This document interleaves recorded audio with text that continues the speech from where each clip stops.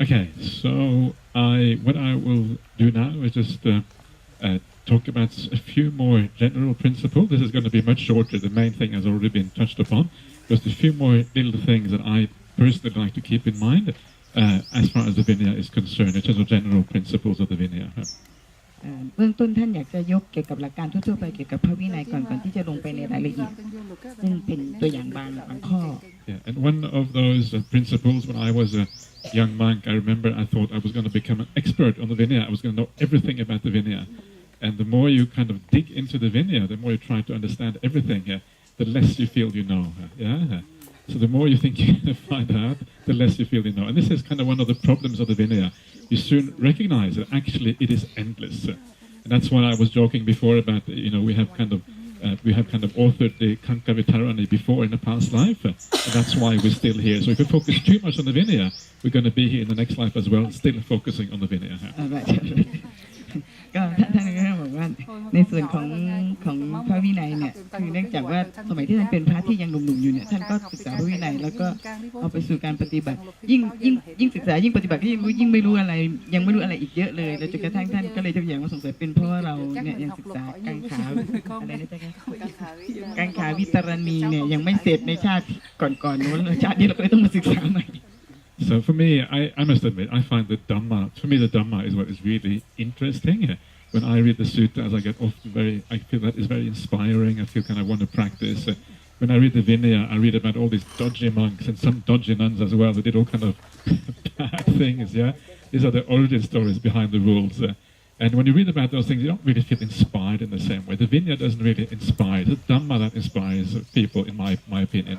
So focus on the Dhamma. If you practice the Dhamma well, it's almost as if the Vinaya becomes redundant, because if you practice well, then the Vinaya tends to fall into place automatically. If you have a good heart, you can't really go very far wrong, basically. สำหรับท่านนั้นเนี่ยท่านมองว่าพระธรรมเนี่ยเมื่อวิชาที่ท่านย้ำบอกว่าพระธรรมเนี่ยจะต้องมาก่อนแล้วก็สำคัญค่อนข้างมากกับพระวินัยเนี่ยเป็นส่วนที่จะมาประกอบในเรื่องของที่พระธรรมแล้วก็การที่เราจะปฏิบัติตามพระวินัยเนี่ยเราจะต้องดูพระธรรมเป็นในพระวินัยเนี่ยเวลาอ่านไปท่านก็บอกว่าส่วนใหญ่แล้วเวลาท่านจะวางกฎระเบียบเนี่ยก็คือจะเป็นเรื่องของพระภิกษุหรือพระภิกษุณีที่ทำประพฤติมีความประพฤติไม่ดีและท่านจึงต้องบัญญัติ So what I recommend you do is to know enough of the Vinaya for practical purposes, what you need to know to get by in ordinary life and these things. That is what I recommend. Don't try to understand all the rules. Sometimes you read a rule, you wonder what is this rule talking about. If it isn't practical, if it isn't something that you actually need to know in ordinary life, forget about it for now. Forget about it until one day it becomes necessary, then you study the rule. If you study the rule when they are required, when they are needed in your life, they come alive because there's actually a purpose to it. When there is a purpose to the rule, when it comes alive, it is easy to remember. It has more impact on the mind and is far more meaningful to you as a consequence. ในการศึกษาพระวินัยเนี่ยท่านบอกว่าไม่จำเป็นจะต้องไปศึกษาแบบเยอะมากเลยเพียงแต่ว่าให้เราศึกษาที่เราจำเป็นในการที่ต้องใช้ในชีวิตประจำวันแล้วเมื่อเกิดเหตุที่เราจะต้องจำเป็นต้องกลับไปศึกษาก็คืออาจจะมีเรื่องที่ทำให้เราต้องกลับไปดูว่าแล้วเราได้ปฏิบัติตามพระวินัยหรือเปล่าเนี่ยก็ค่อยเข้าไปศึกษาให้ลึกซึ้งแล้วการเรียนวิธีนี้จะทำให้เราสามารถจำได้อย่างขึ้นใจ So that is just one basic principle that I try to use in my life. The other principle was one I was also touching on this morning, and that is the idea to remember that sometimes it is possible to keep the Vinaya but still not be a very good monastic. Yeah, there are many things in monastic life, there are many unwholesome ways, immoral things that we can do and still keep the Vinaya. I think there's a saying in Burma, is a saying that if you know the Vinaya well, you can kill a chicken without kind of incurring an offense. And that is what I mean. That's the wrong way of doing things. Yeah. So try not to kill any chicken and while keeping the Vinaya, because if you kill the chicken while keeping the Vinaya, you're going to look very good on the surface, but underneath you're not going to be so good. ท่านก็ย้ำอีกเมื่อวานนี้ท่านได้พูดถึงการที่เรารักษาพระวินัยแต่ว่าเราไม่สามารถที่จะรักษาพระธรรมได้ในกรณีของการฆ่าท่านจะไปอย่างที่เราฆ่าไปฆ่าไก่อย่างเงี้ยจริงๆแล้วเราอาจจะรักษาพระวินัยแต่ว่าเราก็ทำผิดในเชิงของคุณธรรมด้วยเพราะฉะนั้นท่านอยากให้เราดูพระธรรมเป็นหลักก่อนแล้วจึงพระวินัยตามมาฆ่าไก่ได้โดยที่ไม่ผิด ไม่ผิดพระวินัยซึ่งจริงๆแล้วประเด็นนี้ท่านพูดเมื่อกี้ก็น่าสนใจคือท่านบอกว่าบางครั้งเนี่ยเราอาจจะเป็นพระที่รักษาพระวินัยดีพระวินัยดีแต่ว่าเรากลับรักษาพระธรรมไม่ได้มันฉับฉวยแค่พื้นอยู่ด้านนอกแค่นั้นเอง Do you have that saying in Thailand that you can, if you know the Vinaya, you can kill a chicken? Anyone say that? Excuse me, Yeah. Bante. The Yeah. story about the kill the chicken is that true story or? Is it true story? I think it is true. Yeah, I think the idea is that if you know the Vinaya, it means that you can kind of get around certain rules. Yeah, you can do various kind of things. So it is. It's not that anyone actually does it. I'm not sure if anyone does it. Maybe they probably do. Actually, people do all kinds of things. But the point is just to point out that if you know the Vinaya really well, you can, get around the rules. You don't actually have to keep the rules. But basic the rule, the Vinaya, the first sila is we cannot kill Yeah, exactly. Yeah. any living. Yeah, precisely. That's the point. Yeah, the point is that you can be really bad. Yeah, you can actually be a really immoral person and still keep the sila. Yeah, and many of the things about speech, for example, speech like harsh speech or speech about divisive speech. Some of these things there is no rule against in the Vinaya. Divisive speech, there is some rules, but it depends who you do it against and these kind of things. So many things that you can do which are actually not very good, which is not really against the Vinaya. So the important point at the end of the day is actually the Vinaya, of course, you have to keep, but you have to go much further than that. You have to purify yourself on a much deeper level than just the Vinaya. Remember, the Buddhist idea of sila is not just not to do the bad things, but it's also to do good things as well. Yeah. So you shouldn't just avoid the bad speech. You should actually say kind things to people, say nice things, say gentle things, say things that lead to harmony and all of these kind of things. So for that reason, that's why I'm saying keeping Vinaya is useful and very important in one sense, but not actually sufficient. You have to go beyond that. Yeah.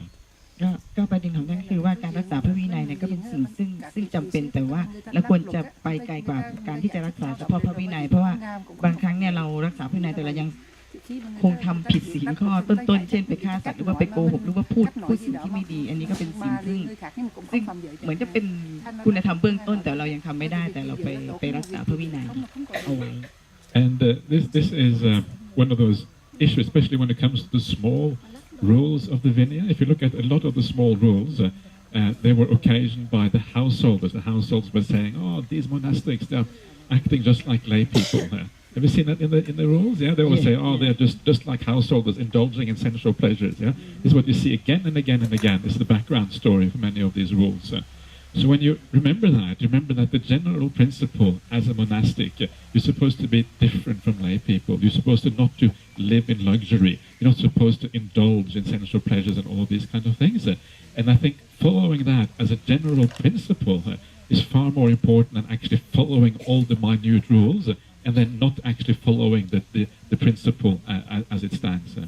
ท่านย้ำให้เห็นว่าการที่เราจะปฏิบัติตามพระวินัยเนี่ยให้พยายามรักษาหลักการใหญ่ๆเช่นเราจะไม่มีพฤติกรรมหรือว่ากระทำอะไรที่คล้ายๆกับคารวะแล้วก็อย่าพยายามไปดูข้อเล็กๆน้อยๆที่พูดเกี่ยวกับว่าการทำอย่างนี้เป็นเหมือนเพศคารวะเราก็ดูว่าสิ่งที่เราต้องรักษาก็คือหนึ่งเราเนี่ยท่านยกตัวอย่างว่าเราไม่จำเป็นจะต้องปนเปื้อนตัวเราเองหรือว่ามีชีวิตที่แบบหรูหราอะไรอย่างเช่นที่คารวะทำใช้หลักการใหญ่ๆจับก่อนแล้วก็ตัวเล็กๆหรือว่ากฎที่ไม่สำคัญมากนักก็อาจจะไม่ต้องไปให้ความสำคัญมากนักเพียงแต่จับหลักใหญ่ให้ได้ก่อน Yeah, and there is one other interesting thing. Somebody asked about Loka-Vajja offenses somewhere, and you know that in the commentaries they have an idea Loka-Vajja versus Paññati-Vajja. You know about this distinction? Yeah. And this distinction is interesting in one way, but not so important in another way. The idea of Loka-Vajja. Vajja in Pali means like offense or fault. Yeah. And Loka is the world, so it means a fault according to the world. So if you go out in society and you ask people will generally consider this as a fault. Paññati is like convention or agreement. This is fault by convention or fault by agreement. So for example, in the Vinaya, if you kill a chicken, that's Loka-Vajja. Even if you don't actually break the rule, still it's Loka-Vajja because it is a fault according to society at large. But for example, if you eat in the afternoon is not a moral fault. That is a Paññati-Vajja, is a fault by convention, because it has been laid down as a rule by the Buddha. But there's nothing morally wrong about eating in the afternoon. ท่านพูดมา2 คำซึ่งเนนก็ไม่เคยได้ยินคือโลกวัจจะกับปัญญตติก็โลกวัจจะก็เป็นอะไรซึ่งเป็นถ้าเราไปทำเนี่ยมันจะเป็นสิ่งซึ่งโลกติเตียงโลกติเตียงเช่นเราไปฆ่าไก่นะคะที่ท่านตัวอย่างเมื่อกี้แล้วก็แต่ว่าในอีกคำหนึ่งท่านคำปัญญติก็คือสิ่งที่พระเจ้าบัญญัติเอาไว้เช่นเราไม่ควรจะฉันหลังเที่ยงแต่ว่าถ้าเราฉันหลังเที่ยงมันไม่ได้ผิดในทางโลกไม่ผิดศีลธรรมแต่ว่าเป็นสิ่งที่พระเจ้าบัญญัติว่าไม่ควรบัญญัติ And so this distinction is kind of interesting, but I wouldn't put too much emphasis on it, because some of the things that are considered Paññati-Vajja in the Vinaya commentaries, actually I would consider them quite important rules as far as the Vinaya is concerned. So for example, just to give you one example of Paññati-Vajja, the Nissaggiyā 20 for the monks, which is number, what is it for the nuns? No, not 2018, I mean. What is that for the nuns? Not to use gold and silver. What is that one for the nuns? Do you know offhand? Which number is it? Is it?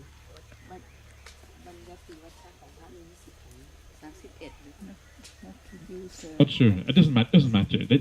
We all know there is a rule in the Vinaya which says Yopana bhikkhu or yapana bhikkhuni jata rupa rajatang uganheva uganapeva upanikring vasadiyaya pācittiyā and Nissaggiyā and Paācittiyā, yeah, which is the rule about using gold and silver or using money according to the Vinaya. So that rule according to the Vinaya is a Paññati-Vajja, yeah. It's not actually, there's nothing immoral about having money. Yeah, money, everybody in the world has money. You have to do that to get by. But for a monastic, yeah, it is still, from what you see in the suttas in a couple of places, the Buddha placed quite a lot of emphasis on monastics not using gold and silver, including money. So again, it's important not to take these distinctions too literally, because sometimes what is bad for a monastic, it may not be a Loka-Vajja, but it still may be important as far as renunciation and as far as monastic life is concerned.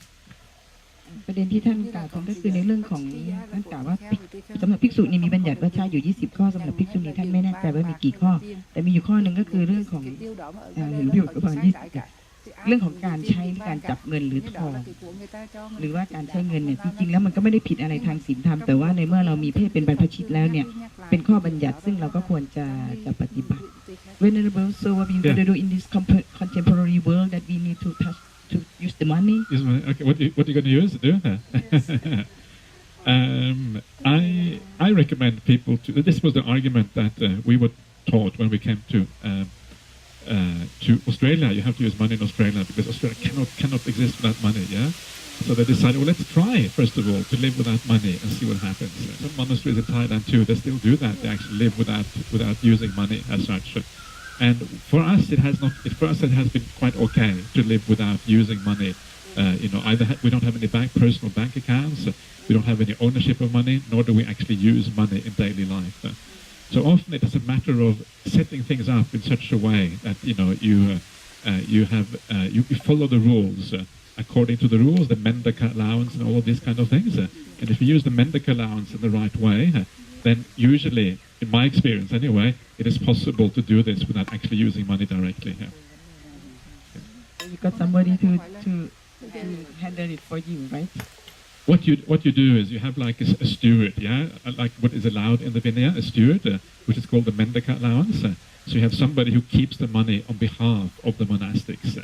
Yeah, and actually it's actually a good system because it means that if somebody else handles it for you, it's still owned by the donor. Yeah, this is an important point. The money is still owned by the donor. So when you approach somebody through the Mendaka allowance, you do it as if the money still belongs to the owner. It means you have to have more restraint. It's not your money. Yeah, so you have to use it very carefully. It's not just somebody handling the money for you. It's a completely different perception in your mind how you deal with these things. เป็นประเด็นที่ได้ถามเรียนถามนั่นก็คือว่าก็ถ้าเราไม่จับเงินเลยในโลกปัจจุบันนี้เราจะทำยังไงท่านบอกว่าในออสเตรเลียนี่ก็มีและเมืองไทยก็มีที่บางวัดบางแห่งก็ไม่ได้มีการจับหรือว่าถือเงินไม่มีบัญชีของตัวเองแล้วก็ทางออกทางหนึ่งก็คือเราจะมีใครสักคนวิยาวัจกรที่ถือเงินนี้แทนเราซึ่งในแนวคิดอันนี้ก็คือว่าเงินนั้นเนี่ยยังเป็นของเราเป็นของเจ้าของอยู่ไม่ใช่ของพระแต่ว่าเวลาจะใช้เนี่ยก็คืออาศัยวิยาวัจกรเนี่ยจัดการให้เพราะฉะนั้นมันก็เหมือนกับว่าเทคนิคอลี่ก็คือโดยทางเทคนิคก็คือเราไม่ได้ถือเงินแต่เงินนั้นเป็นของเจ้าของเงินอยู่โดยที่มีบุคคลที่3เนี่ยเป็นคนจัดการให้Her point is that it's very hard for us to find that the third person who handle money for us. Yeah, let's leave that aside for now because we're going to get back to these rules later on. Otherwise, we get sidetracked. It's going to take a long time to talk about this. This is a famous question. Anything else anyone wants to add or subtract to what we have been saying so far? These are just the general principles of Vinaya. Now we're finally going to get down to the real business soon, which is great. Anything else that I haven't touched on? That is important. Yeah. Okay, you're very... It's good. So what I want to talk about now a little bit, just very briefly, also by way of background, if you like. And this is something I asked. I went to the nuns in Perth because I go to Dhammasara. Have you heard about Dhammasara Monastery? Yes. Yeah? Okay, Dhammasara Monastery is the monastery connected to our monastery in Perth, BS Buddhist Society of Western Australia. And I usually go to Dhammasara once a month, once every 2 months, depends a little bit, because they invite me over to give a teaching. So I prefer to teach suttas, to be honest, but because I was invited to teach Vinaya by Venerable Loka-Vajja, that's why I'm teaching Vinaya now, because I find suttas more inspiring. But this is also good. It's important to know the Vinaya, so it doesn't matter. But I usually go there once a month, and when I was there last time, I asked them, what should I teach when I go to Thailand? Because they have experience. They know what is important. So I asked them what I should teach. And one of the things they said I should teach was I should teach how for the nuns to be self-reliant. So you can rely on yourself. You don't have to be so dependent on teachers outside. I think that's a very important point, because once the Bhikkhu Sangha is self-reliant, actually you become independent, and then you can live much more at ease in that sense. I think that's a very good point. I'm going to talk a little bit about self-reliance next.สำหรับท่านแล้วท่านอยากจะให้ที่มาที่ไปนิดนึงเมื่อก่อนที่ท่านจะมาที่นี่ท่านปกติท่านไปที่เพิร์ธแล้วก็ไปที่ธรรมศาลาวัดธรรมศาลาเดินละหนเพื่อที่สอนพระวินัยเหมือนกันท่านก็ไปถามพระที่นั่นว่าถ้าจะมาสอนที่เมืองไทยเนี่ยเราควรจะสอนเกี่ยวกับเรื่องอะไรดีพระที่นั่นก็แนะนำท่านบอกว่าควรจะสอนเรื่องอะไรก็ได้ที่ทำให้ภิกษุณีเนี่ยสามารถที่จะพึ่งพายืนอยู่บนขาของตัวเองได้เพราะว่าต่อไปก็จะได้เป็นที่พึ่งของตัวเอง And one of the things I would recommend you to do in every monastery that you have is to have one bhikkhuni who is like a Vinaya teacher. I would really recommend you to have that here as well, to have a Vinaya teacher, because the person who is a Vinaya teacher, once you have to teach others, you have to learn very quickly. This is how I learned Vinaya, because I was, okay, now you're a teacher, okay, and you start to read, and then you learn very, very fast on that basis. So incredibly useful to have one person in charge. It doesn't have to be the same person all the time. You can change. 1 year can be one another year somebody else. Take turns, and then after a while you actually get a very good. You almost have to force yourself a little bit. Then the understanding tends to arise as a consequence.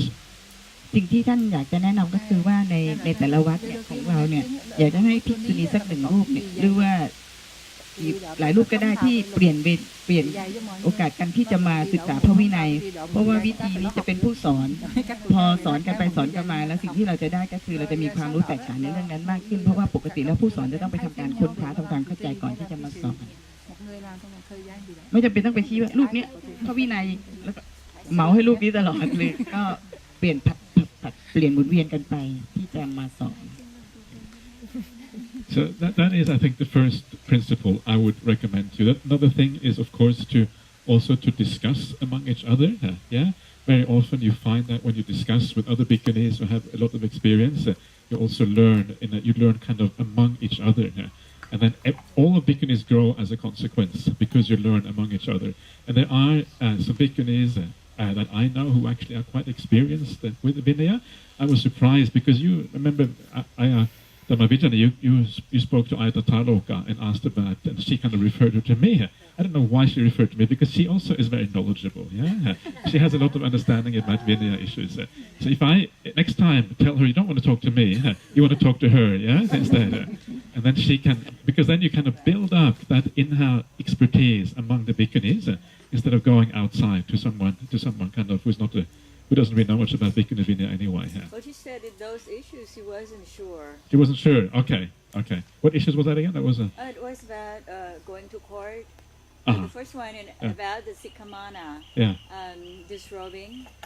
Okay. I had discussed some of those things with her before. I think she probably knows. It's probably being too humble, I think. Yeah. But anyway, yeah. Okay.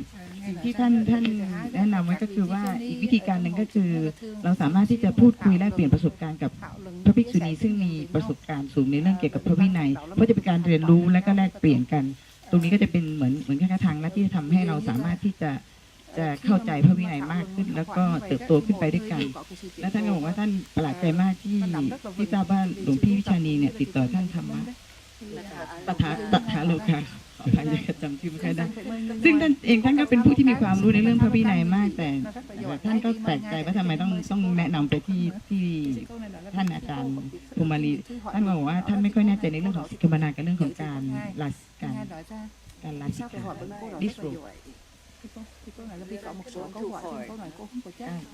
การขึ้นลงขึ้นศาลกับบางทีแล้วก็สิกขมนาแล้วก็เรื่องอะไรเวลาศึก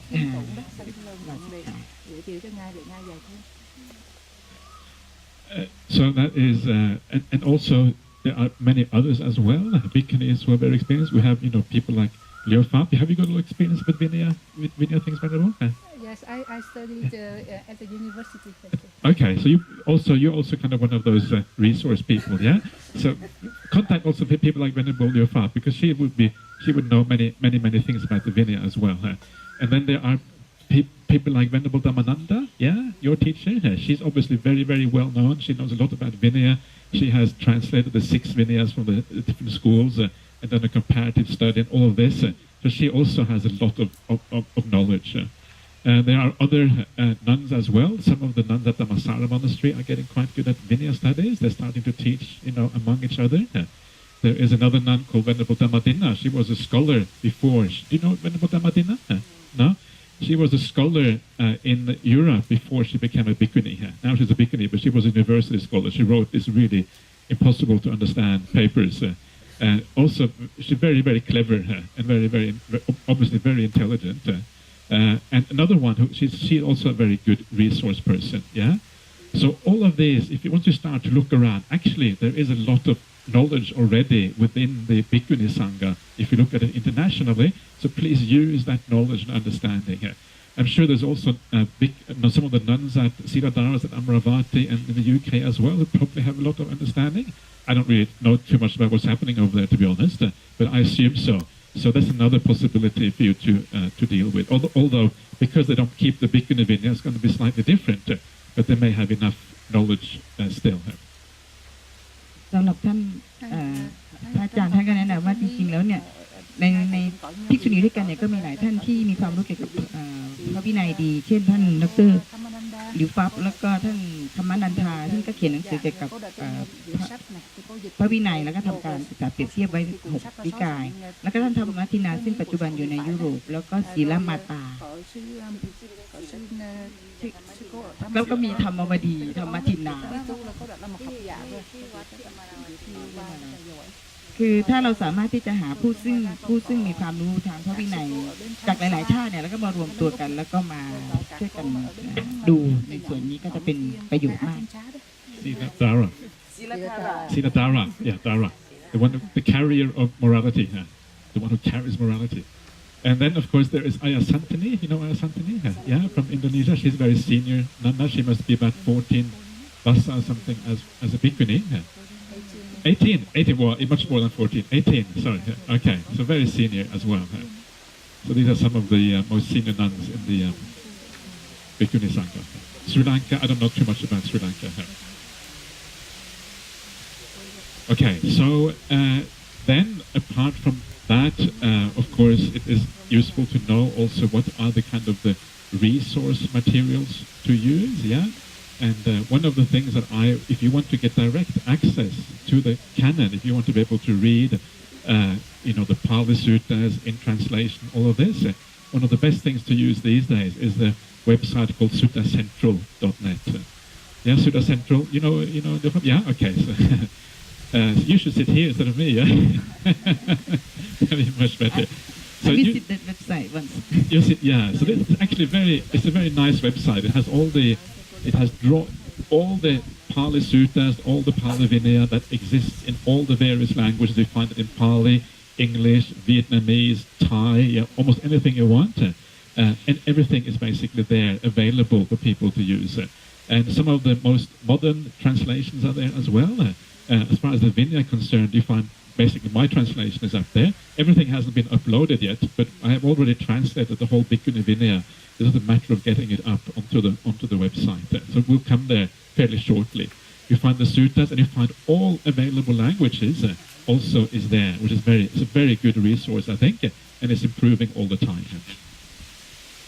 นอกจากที่ทรัพยากรบุคคลซึ่งเราสามารถที่จะเข้าไปขอความรู้ได้เนี่ยก็จะมีแหล่งของข้อมูลที่เราสามารถที่จะเข้าไปเอามาอ่านได้ก็คือในเรื่องของพระสูตรแล้วก็บาลีเนี่ยก็คือเว็บไซต์ชื่อ sutta-central.net If I'm not wrong it's spelled like suttacentral.net right เพราะฉะนั้นที่นั่นจะมีหลากหลายภาษามากเลยที่แปลเอาไว้แล้วก็เท่าที่ฟังท่านอาจารย์เหมือนจะเป็นเหมือนเว็บของ UN ยังไงไม่รู้แล้วก็รวมทั้งการแปลงานแปลใหม่ๆของท่านซึ่งอัปโหลดขึ้นไปที่นั่น So then you have things like Ajahn Thanisro's Buddhist Monastic Code, yeah, 1 and 2. It is very useful for general Vinaya. It doesn't have anything specific for the bhikkhunis, but it's a general Vinaya manual, which actually is also very useful because it condenses all the information in the Vinaya into two volumes. That's also very useful. Then you have a general book about authenticity, is the authenticity of the early Buddhist texts, yeah, which was done by Bhante Sujato and myself. Do you know Bhante Sujato? Yeah, he's another very kind of interesting monk. He is the one who's now in Taiwan, is translating all the 4 Nikayas into English in Taiwan. He's been in Taiwan for the past 2.5 years, and now he's almost finished translating 4 Nikayas, yeah, in 2.5 years. And he has written also a book called Bhikkhuni Vinaya Studies, which is quite interesting, which is available online. So it's a bit technical, but it's quite an interesting book to also have a look at. นอกจากนี้ก็ยังมีเกี่ยวกับพระวินัยทั่วๆไปซึ่งท่านเทนิสโรภิกขุเนี่ยได้เขียนเอาไว้แล้วก็มีเกี่ยวกับพระไตรปิฎกดั้งเดิมซึ่งท่านอาจารย์พรหมณีกับท่านภิกขุสุชาโตก็ได้เขียนเอาไว้รวมทั้งมีเรื่องเกี่ยวกับวินัยของพระภิกษุณีด้วย So there is also there are some Thai monks as well who are supportive of bhikkhunis who quite one of them is Prakokrit, you know Prakokrit? Yeah, that's the one. Yes, do you know him? He's also into Buddha Vajana. Yeah, so I don't know how much he knows about Bhikkhuni Vinaya, maybe not too much, but at least he is kind of interested in the same kind of thing, the same kind of ideas. So it might be, maybe I don't know, maybe interesting. I visited him a couple of years ago. He's very nice monk. So นอกจากนี้เราก็ยังมีพระภิกษุซึ่งให้การสนับสนุนภิกษุณีคือท่านพระอาจารย์คึกฤทธิ์โสธิผลซึ่งเราอาจจะรู้จักท่านในเรื่องของท่านสนใจพุทธวจนะมากก็จะเป็นอีกแหล่งข้อมูลอีกที่หนึ่ง Apart from that, there is Venerable Analayo, who I mentioned before. Yeah, Venerable Analayo he's very, very skilled with languages. He reads ancient Chinese, he reads Tibetan, he reads Pali, Sanskrit, German, English, and another kind of lots of languages on top of that. So he's very, very good with languages. And he has done some of the most interesting studies on Bhikkhuni Vinaya, Bhikkhuni ordination. Yeah, I'm actually working with him right now on a big book, 150 pages. sounds like a lot, but actually it's not as much as it sounds like. But it's a book essentially that sets out the case for bhikkhuni ordination very detailed and carefully. So he is really worthwhile reading, very interesting. And when you read that sort of literature, it doesn't take long before you get a very good grasp of bhikkhuni vinaya. นอกจากนี้ก็จะมีท่านอนาลโยซึ่งท่านเก่งมากในเรื่องของการทำการศึกษาเปรียบเทียบเนื่องจากว่าท่านสามารถรู้จักหลายภาษามากเลยภาษาจีนสมัยโบราณภาษาทิเบตแล้วก็ภาษาเยอรมันท่านสนใจในเรื่องเกี่ยวกับการบวชของภิกษุณีแล้วก็กำลังศึกษาในรายละเอียดแล้วท่านอาจารย์ก็กำลังเขียนหนังสือด้วยกัน There is also Venerable Bhikkhu Bodhi, you probably know about, and he wrote a book a few years ago about bhikkhuni ordination and the validity of bhikkhuni ordination. And his book was based on another work, a very famous Burmese Sayadaw, Myanmar Sayadaw called Jetavon Sayadaw. And Jetavon Sayadaw, he wrote a Tika, Melinda Paññati-Vajja. This was back in the 1940s. And he was arguing in Burma at that time that bhikkhuni ordination by bhikkhus only is perfectly okay. He was arguing this in Burma. He became very, very unpopular because of this particular view. นอกจากนี้ก็มีพระภิกษุรูปนึงคือท่านภิกษุโพธิซึ่งท่านสนใจแล้วท่านก็เขียนเรื่องเกี่ยวกับการบวชของภิกษุณีในพม่าแล้วก็เหมือนท่านบอกว่าเพราะการเขียนของท่านที่เขียนว่าการบวชโดยภิกษุฝ่ายเดียวในพม่าเนี่ยเป็นสิ่งที่ถูกต้องแล้วท่านก็เลยโดนโจมตีนิดหน่อยประมาณอย่างนี้สรุป It was very inconvenient for the monks in Burma because this monk, he was one of the most famous monks in Burma, and he said bhikkhuni ordination is okay. It was very difficult, so apparently they were told by the authorities they couldn't the book itself had already been published. The book is a kind of a Pali. It's all written in Pali. These are really scholarly monks. So written in Pali. So the monks were told these few pages where they talk about bhikkhuni ordination, you should go to the library and tear out those 2 pages and then put it back on the shelf again. It's unpublished, right? Already published, but pull out the pages. What is his name? What is this monk? Jetavon Sayadaw. Yeah, very, very, very, very famous monk in Burma. Yeah. He's dead now. Yeah.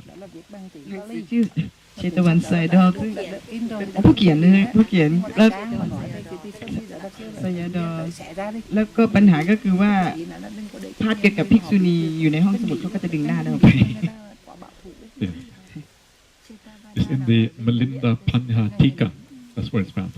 Another really useful source for Vinaya studies is Ajahn Brahm's notes. He has some Vinaya notes that are very useful. Ajahn Brahm has this very incredibly systematic mind, so it's very systematic and easy to understand his Vinaya notes. So if you are interested in general Vinaya studies, I would recommend that as well. They're easier to understand than Ajahn Thanissaro. Ajahn Thanissaro is a bit more complicated and more comprehensive, but Ajahn Brahm is a bit more short and easy to understand. สำหรับของท่านอาจารย์พราหมณ์ก็มีเขียนเอาไว้แล้วก็อาจจะอ่านได้ง่ายกว่าของท่านอาจารย์ธ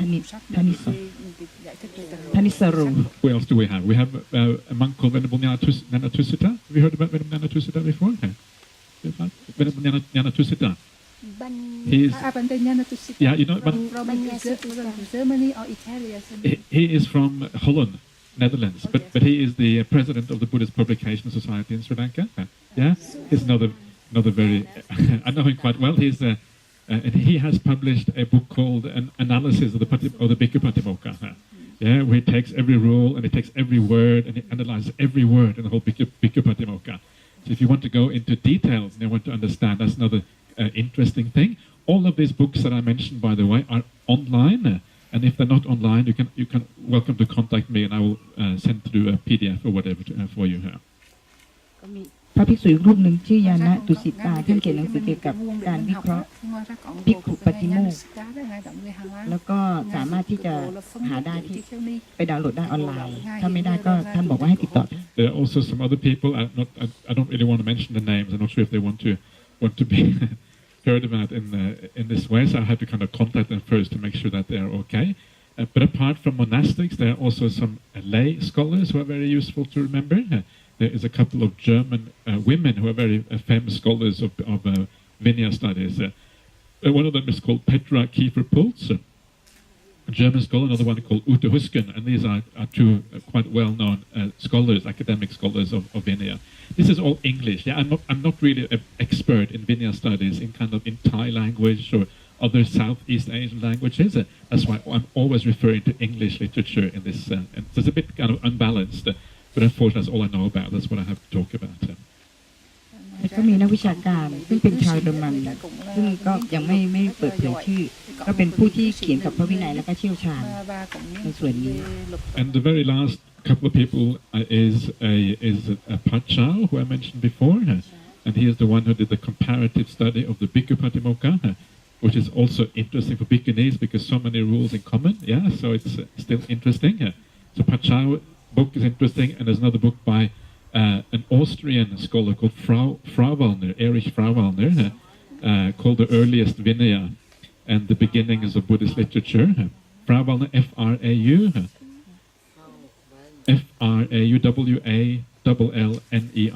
Frauwallner. How do you spell Pachau? Pachow. แล้วก็มีท่านพัชชาวซึ่งท่านได้เคยกล่าวถึงแล้วว่าเป็นเกี่ยวกับภิกขุปาติโมกข์เปรียบเทียบศึกษาเปรียบเทียบเกี่ยวกับของ6นิกายของปาติโมกข์ของพระภิกษุแล้วก็มีชาวออสเตรียชื่อฟาวาลเนอร์ Just too difficult for me to pronounce. Very difficult, yeah. Even difficult for me, yeah.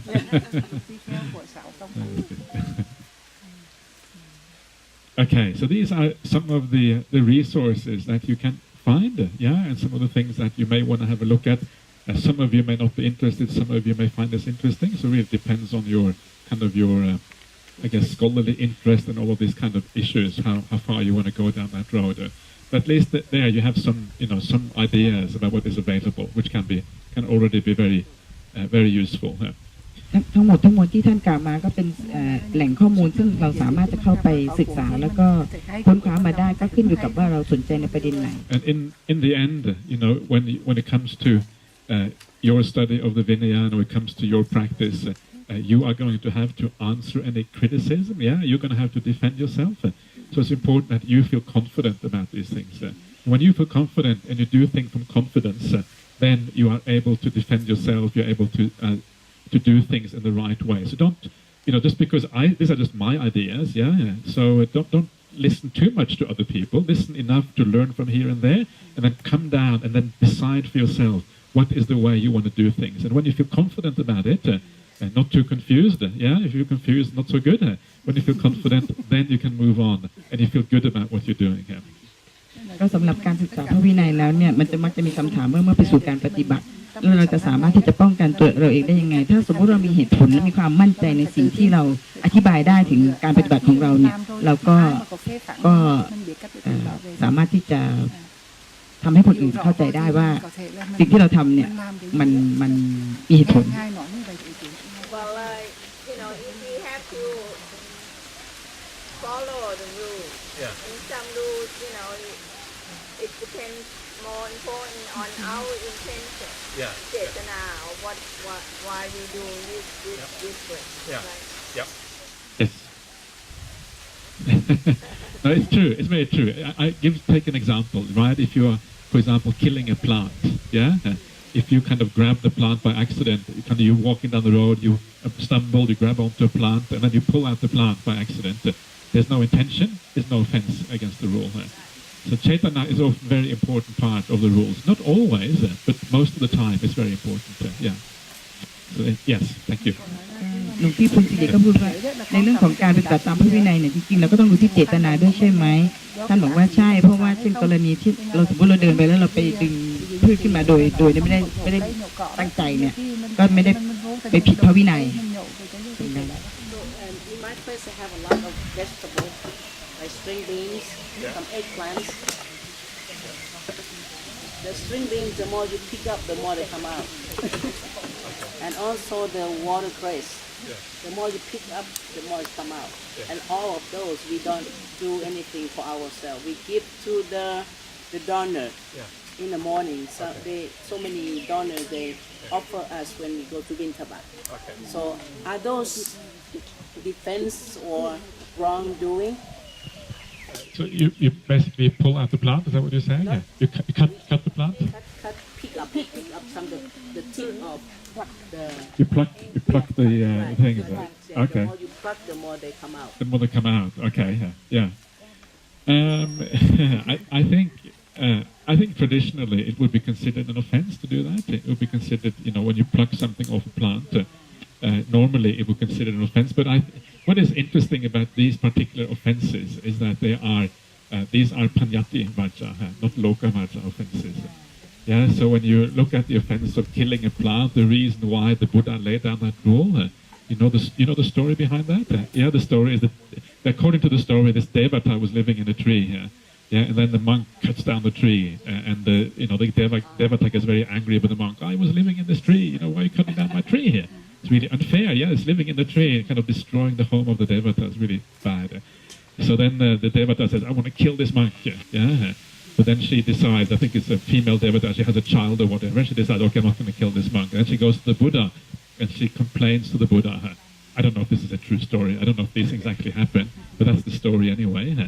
And then the Buddha says, okay, well done that you didn't kill the monk. If you kill the monk, not very good idea. And then the Buddha lays down the rule, and he says, and the reasoning that he gives for laying down the rule is that in the world, plants are considered to be one facultied life. They have the faculty of touch. Yeah, and because of that, because that's how it's considered in the world, he lays down the rule against killing plants. So it doesn't look from the rule that it is immoral to do it, but it is just a rule of the Patimokkha. So it is a Paññati-Vajja really, rather than a Loka-Vajja rule.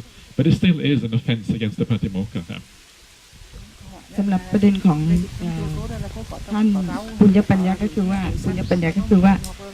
ที่วัดของท่านเนี่ยมีต้นไม้ใช่ไหมคะมีพืชแล้วก็ท่านเด็ดยิ่งเด็ดก็ยิ่งแตกแต่ว่าการที่ท่านเด็ดเนี่ยท่านก็เด็ดแล้วก็ไปให้ผู้ที่ใส่บาตรโดเนอร์ของท่านเนี่ยกรณีอย่างนี้ถือว่าเป็นการผิดพระวินัยไหมคำตอบของท่านก็คือว่าจริงๆแล้วเนี่ยผิดโดยบัญญัติวัชชะก็คือผิดโดยการบัญญัติในพระวินัยแต่ไม่ได้ผิดในเรื่องของโลกาวัชชะก็คือในทางโลกและท่านก็กล่าวถึงเรื่องซึ่งเป็นเรื่องเล่าที่มาของไม่ให้ไปเด็ดหรือว่าตัดต้นไม้ก็คือว่ามีพระเนี่ยไปตัดต้นไม้แล้วก็เทวดาก็เลยมาฟ้องพระพุทธเจ้าว่าเนี่ยไปตัดต้นไม้ไปโดนลูกก็เรื่องอะไรก็ไม่แน่ใจว่าเรื่องจริงหรือไม่จริงแล้วก็หลังจากนั้นพระเจ้าก็เลยวางกฎว่าไม่ให้ตัดต้นไม้เพราะว่าต้นไม้ก็ถือว่าเป็นส่วนซึ่งมีชีวิต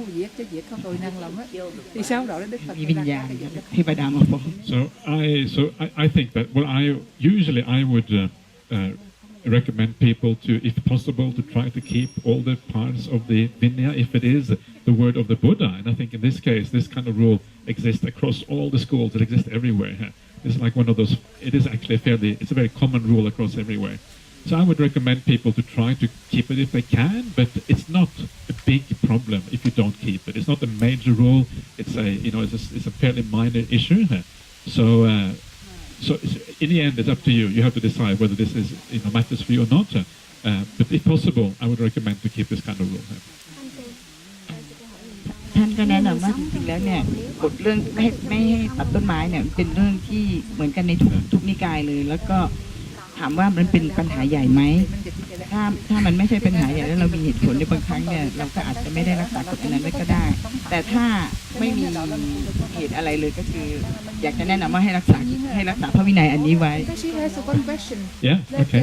If in a temple we have only bhikkhunis and no one else, then if we don't sweep the floor or remove the weeds, then it will be very weedy.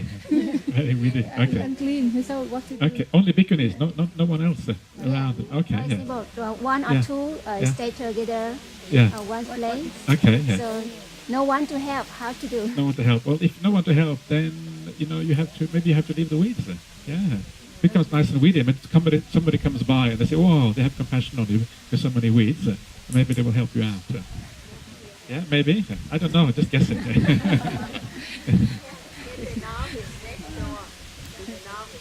No, it's a novice. Yeah. Most of the time, the novice We cannot do, but we cannot ask others do for us. You cannot ask. You cannot tell them, but you can hint. Yeah. You can say there is a weed here. Yeah. And there's okay. Yeah. But you can't tell them because if you tell them, it's almost the same as if you do it yourself. So yeah. เพราะฉะนั้นประเด็นของท่านหรือก็นี่ก็จะเป็นประเด็นซึ่งน่าจะเหมือนกันในทุกวันก็คือว่ามันยากขึ้นมายากสูงๆก็จะทำยังไงถ้าเราไม่ไปตัดไม่อะไรอย่างนี้ท่านก็บอกว่าก็อาจจะมีบางคนเห็นยากสูงแล้วก็มาช่วยแต่ถ้าเกิดไม่มีจริงๆเนี่ยทำยังไงท่านก็บอกว่าก็ให้เนรไงทำเพราะมันไม่พิมพ์อีกข้อนี้ก็ให้เนรทำไปก่อนแล้วก็ถ้าเราไม่มีจริงๆเวลามีคนมาเราก็ไม่ได้ไปบอกเขาตรงๆว่าให้ช่วยตัดหน่อยแต่ก็แบบเหมือนกับแบบว่าบอกอ้อมๆ We said that it's growing so the intention is to tell that person is The difference is that the person can say no. Yeah, you have to allow the person to say no. So if your intention is very strong, you feel very disappointed. So you can't have such a strong intention anymore because you know that you have to give the person the possibility of saying, I don't want to do that. That's the difference. If you tell someone, you expect them to do it. Yeah. If you hint, you don't really expect. You don't know what's going to happen. But sometimes you have more kind of, so it's a bit different, I reckon. ถ้าเราไปบอกเขาตรงๆนี่มันมีเจตนาอยู่ในด้วยแล้วถ้าเกิดเขาไม่ทำให้เรารู้สึกผิดหวังแต่ถ้าเราแค่แบบเหมือนบอกเป็นในหรือว่าอะไรอย่างเงี้ยให้เขาพิจารณาดูเองแล้วกันก็มันก็จะไม่มีความตั้งใจเจตนาของเราที่จะไปบอกให้เขาทำอย่างนั้น Venerable some said well this is pulling the weed is much better than we spray the herbicide That doesn't really work, yeah. Spray herbicide, pull the weed, same kind of problem. Yeah. It's not, but again, it's not a very serious thing. Let's be clear about that. It's a very small thing, yeah. Well, a plant is just a rule that we have to live with because the Buddha has laid it down. But it's not a very serious thing. So let's just be very clear about that. I think that's an important point. ซึ่งจริงๆแล้วถ้าเรากดข้อนี้จริงๆแล้วก็ไม่ได้แบบว่าเข้มงวดอะไรเพราะฉะนั้นเราก็ต้องเรียนรู้ที่จะอยู่กับมันแหละนะครับจะจัดการยังไงถ้าไม่ตัดเลยยากก็คงจะท่วมหัวภิกษุณี